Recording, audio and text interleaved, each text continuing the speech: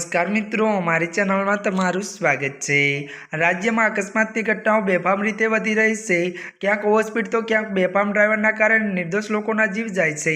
ત્યારે વધુ એક અકસ્માતની ઘટના બની છે।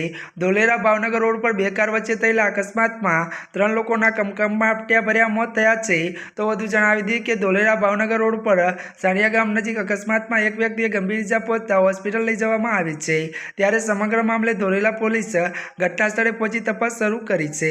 મળતી વિગતો અનુસાર મિત્રો વધુ વાત કરવામાં આવે તો ત્યારે મિત્રો આપને જણાવી દઈએ કે ત્યારે મિત્રો તો બીજી તરફ ત્યારે અમદાવાદમાં રફતારનો કેર યથાવત જોવા મળી રહ્યો છે।